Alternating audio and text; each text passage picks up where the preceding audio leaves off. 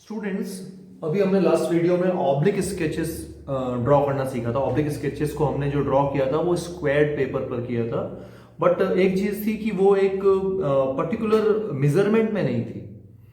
If you want to take drawings in certain measurement, अब आप उसके लिए क्या करेंगे?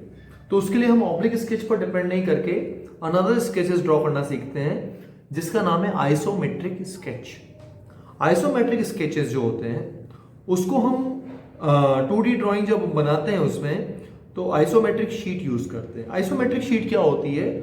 डॉटेड शीट होती है। ये देखिए आप, डॉटेड शीट है।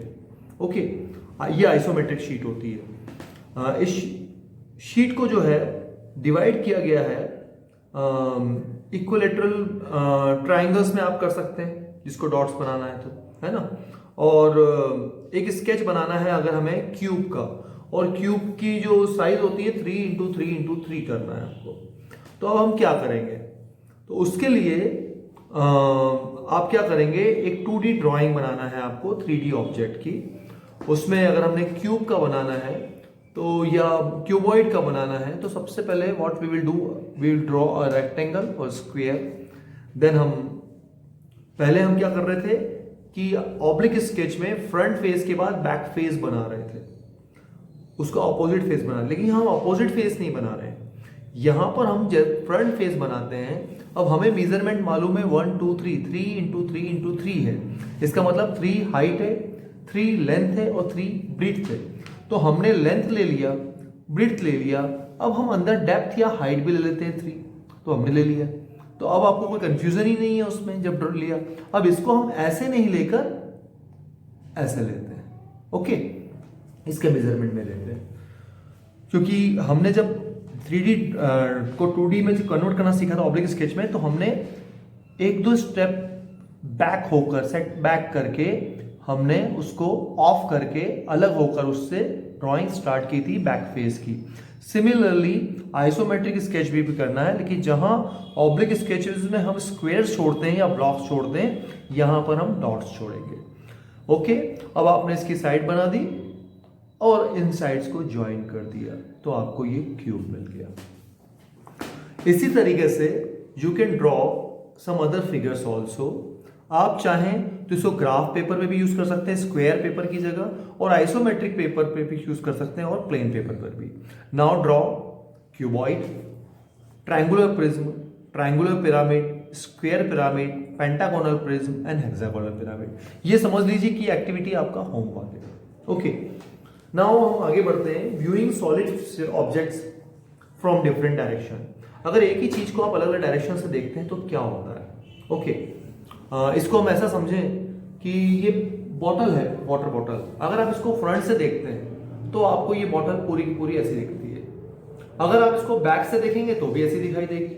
ओके, अगर आप इसको टॉप से देखते हैं तो टॉप से कैसी दिखाई देगी? ये टॉप से आपको सिर्फ ये एक इसका कैप और हल्का सा ये हिस्सा दिखाई देगा। ओके, इस तरीके से हमने front face, front view, side view and top view, इसको देखना हम सीखते हैं। डे टू डे एक्टिविटी बहुत सारी चीजें आती है। अब हम एल्यूमिना की बात करते हैं। एल्यूमिना को अगर आप फ्रंट से देखते हैं तो एल्यूमिना पे फ्रंट पे आपको ये फिगर देखने को मिलता है।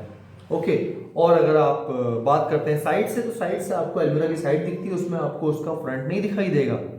और टॉप से देखेंगे तो टॉप में आपको सिर्फ टॉप शीट दिखाई देगी और कुछ भी नहीं दिखाई देता है। ओके, तो एक ऑब्जेक्ट को हम डिफरेंट वे में देख सकते हैं। एक और तरीका है इसको कटिंग और स्लाइसिंग एन ऑब्जेक्ट। जब कटिंग करते हैं किसी की या स्लाइस करते हैं तो उसका क्रॉस सेक्शन बनता है। उस क्रॉस सेक्शन डिपेंड करता है कि हमने उसको किस तरीके से काटा है। अगर आप उसको हॉरिजॉन्टल काटते हैं तो उसको हॉरिजॉन्टल क्रॉस सेक्शन कहते हैं। यहाँ सिलेंडर है, इसको बीच से ऐसे काट दिया गया है, हॉरिजॉन्टल काट दिया गया है। अब इसका क्रॉस सेक्शन कैसे दिखाई देगा? हॉरिजॉन्टल। अगर आपने ऐसे काटा है तो वर्टिकल कटेगा, और अगर आपने तिरछा काटा है, इसको बोलते हैं ऑब्लिक क्रॉस सेक्शन। ओके, तो we observe that the horizontal cross section cylinder is a circle. अब इसको क्रॉस करते हैं तो क्या बनता है? सर्किल। लेकिन अगर आप इसको वर्टिकल काटते हैं तो ये रेक्टेंगुलर बनता है, और अगर आप इसको तिरछा काटते हैं तो क्या बनता है? ओवल। सर्किल नहीं, ओवल बनता है, तिरछा। ओके, एक्टिविटी आप करना है, कट एन एप्पल। एक एप्पल लीजिए या कोई भी फ्रूट, अभी आपके गुआवा जिसको आप अमरूद या जामफल बोलते हैं वो बहुत मिल रहा है, उसको आप काटिए हॉरिजॉन्टल ऐसे, और वर्टिकल भी काट के देखिए अलग अलग उसको, और उसको फिर horizontal and vertical cross section को ड्रॉ करके देखिए। Similarly you can try for other fruits और वेजिटेबल्स। आप पोटैटो में कर सकते हैं इसको, है ना, पोटैटो में ट्राई कर लीजिए।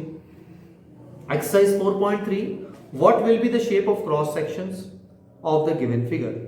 अगर ये जो फिगर्स दिए हैं 1 2 3 4 5 6 7 8, इनका एक तो नाम लिखना है आपको, और नाम लिख के इनका क्रॉस सेक्शन क्या है, इनका क्रॉस सेक्शन क्या है। जैसे आपने इसको कहां से काटा है, ये काटा है तो क्या बन गया ये, ओके, ये जो काटा है ये क्या बना है, रेक्टेंगल बन गया, लेकिन ये क्रॉस सेक्शन कौन सा है, ये जो है हॉरिजॉन्टल है, और ये कौन सा है, ये वर्टिकल है, ये भी हॉरिजॉन्टल है। ये आपका क्या बना, ओवल बना, ये सर्किल नहीं है, हाँ सॉरी सर्किल बना, सर्किल, क्योंकि इसका बेस सर्किल मिलेगा।